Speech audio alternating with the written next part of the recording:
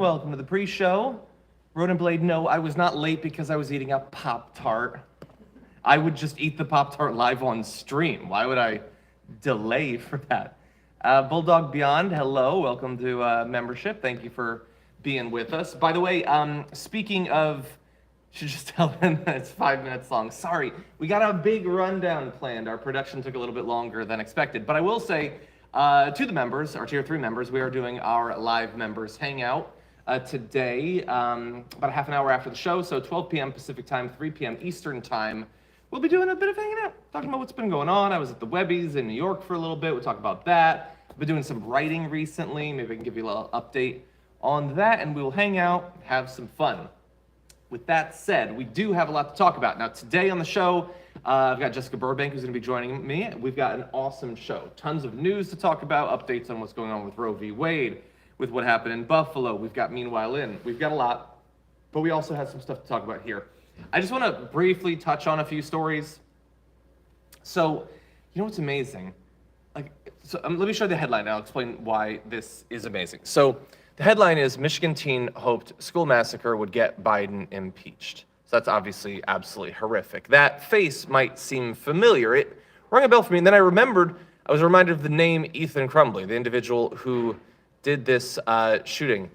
But it took me a bit to remember. Isn't it crazy that we have so many of these incidents that there is no way that you could remember all of them for doing these absolutely horrific things? I mean, even if you were, just think about this last weekend. There were three nationally reported on mass shootings. There was in Buffalo, there was another in California, and then one in Texas. But there can't even be much recurring national coverage of all three of those because that's too many. Oh, Janet, I'm glad that you're there. I wanted to wait to see your message. So, yes, so Janet sent in, look at this. Look at the cool sparkly dragon. I don't know if you had in mind a particular person for whom this would be their dragon form. I'm thinking this looks to me like it could be a Sabrina. It's very sparkly, sort of a light tealish and purple, but awesome. Thank you, Janet, for sending that in. I really do appreciate that. It's very nice of you. Let me activate the thingy. Oh, I have to do the actual batteries, but anyway, I will get that going for later on. Thank you. Very nice of you. Awesome. This entire place is going to look like a dragon's lair before you all are done. So thank you for that, Janet. Very nice of you. But yeah, as I was saying, absolutely, like he says, hopefully my shooting will get Biden impeached. Sleepy effing Joe Biden will have to make an apology to people. Why would that happen? Yes, I did see the note. I didn't want to read it live, but I did read it, so thank you so much. Much appreciated. Why would that get him, think about it. He does this apparently, maybe just to have the side effect of that, but maybe that's the reason. Absolute madness. Now, really fast, I just want to run you through a few things. I know I didn't leave us with much time. Okay, so here is what you would have absorbed if you had been watching Fox News all yesterday. The shooting in Buffalo is because of abortion. Lisa Kennedy, don't be surprised when there are mass casualty events at the hands of sociopaths when we have so little regard for human life. But you see the game that they play there? When their side commits mass shootings, it's the fault of the other side because reproductive rights or something. That seems reasonable. So again, it's initially for several days, they didn't want to even acknowledge that the shooting had happened, let alone that it was horrific, let alone that there are political implications, and maybe we should be careful about the way that we present things.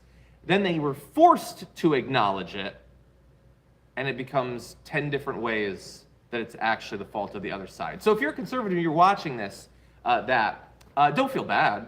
I mean, look, the world's a bad place, but it's not because of the racist murderers. It's the fault of the majority of the country that believes in reproductive rights.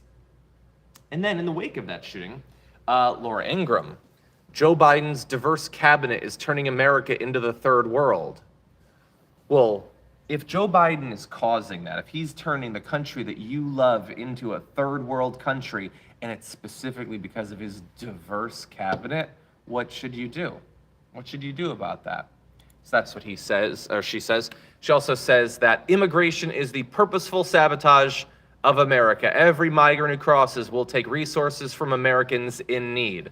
So the migrants will take all of your resources, but don't forget, this is purposeful.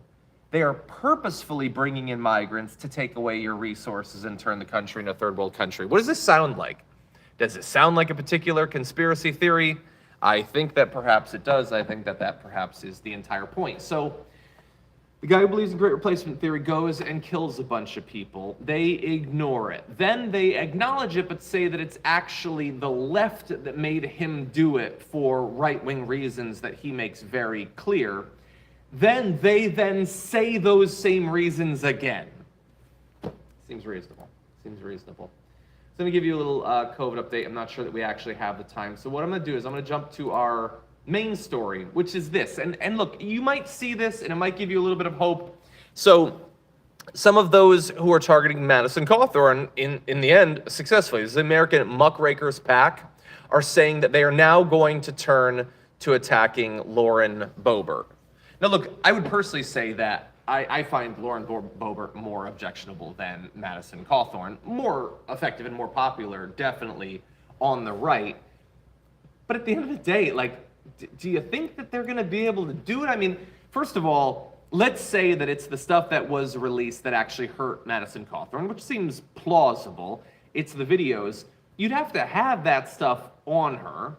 Okay, well, maybe they have that stuff. Maybe they have stuff that looks bad for her.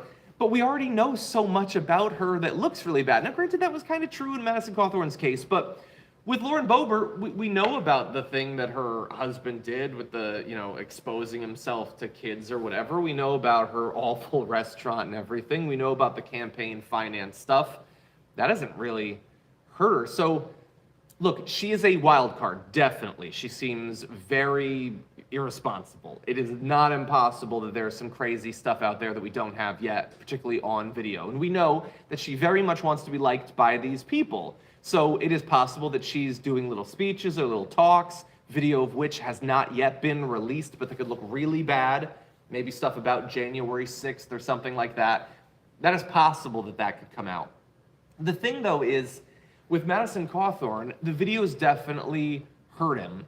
But it wasn't just the videos. Remember, it was also him breaking the law multiple times. These are very much own goals in terms of his run-ins with the law. And then at the same time, you also have the party turning against him. So you had some endorsements and stuff like that going to the other guy. I haven't seen that in the case of Lauren Boebert just yet. So, and also, look, I'll have to look at the polling, but my perception is that she is more popular on the right than Madison Cawthorn is. So my guess would be that there's not as much time as they would need, and I haven't yet seen the material that would be necessary to believe that they could take her down the same way that they were part of the effort to take down Madison Cawthorn. That said, I also didn't think that it would work against Madison Cawthorn, and it did, shockingly. So is it impossible that they could do the same to Lauren Boebert? I don't know. What I would say, and this would be my final point, because the watch list is coming up, is why not go after Green instead? I mean, she did all of those video journals and logs. There's got to be some more stuff out there that we haven't seen. You know that she did just as much illegal stuff in her past. And then there's all the personal stuff, too, that we don't have to delve into just yet. But, I mean, I think that she's more ripe for these sorts of things. Also, I would say it would be a better get if you were able to make her lose her primary. So, anyway, don't expect that this stuff is going to work. We'll check in occasionally. It'd be great if it did. These are awful people. Awful for the shallow reasons that maybe they can be taken down, but also for the substantive reasons, too. They're wrong on the actual policy. So with that said, the watch list is coming up. You can go to youtube.com/watchlisttyt, twitch.tv/tyt to watch the watch list. And then in 1 hour, I will be going live with Jessica Burbank. We will be talking about that George W. Bush video.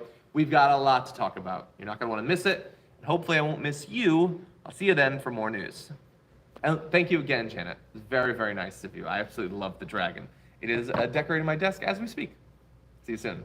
And I will, Janet. Thank you.